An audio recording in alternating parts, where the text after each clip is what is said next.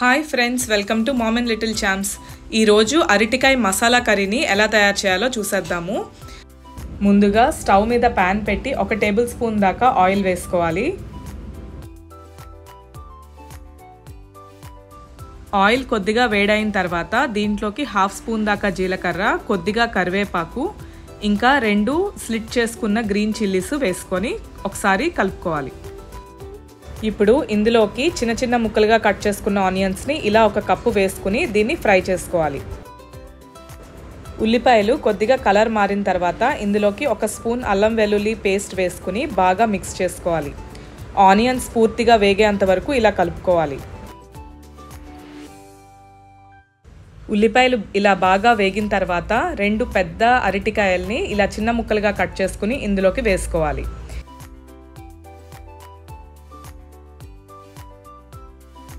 ఇవన్నీ ఒకసారి బాగా మిక్స్ చేసుకుని తర్వాత 1 స్పూన్ పసుపు, మీ టేస్ట్కి సరిపడా సాల్ట్ వేసుకుని బాగా మిక్స్ చేసుకోవాలి.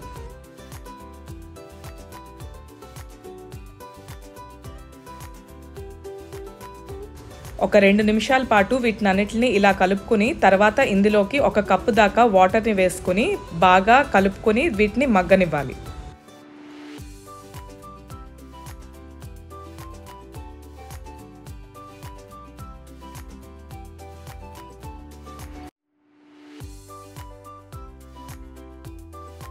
అరటికాయలు సగం ఉడికిన తర్వాత 2 మీడియం సైజ్ టమాటోల్ని చిన్న ముక్కలుగా కట్ చేసుకుని ఇలా వేసుకోవాలి. వీటిని బాగా మిక్స్ చేసుకుని ఇందులోకి 1 స్పూన్ వేయించిన ధనియాల పొడిని వేసుకుని బాగా కలుపుకోవాలి. ఇందులోకి 1/2 స్పూన్ గరం మసాలా పొడిని కూడా వేసుకుని మిక్స్ చేసుకోవాలి.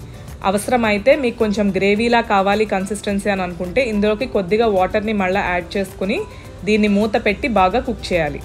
కారం తినేవాళ్ళైతే ఇందులోకి కొద్దిగా కారాన్ని కూడా యాడ్ చేసుకోవచ్చు. ఇంకా లాస్ట్లో ఇలా కొత్తిమీర జల్లుకొని ఇంకా దీన్ని సర్వ్ చేసేసుకోవచ్చు.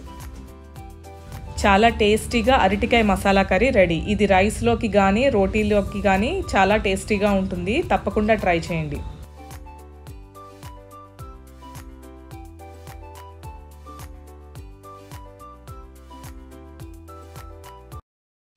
ఈ వీడియో మీకు నచ్చినట్లయితే please like, share and subscribe.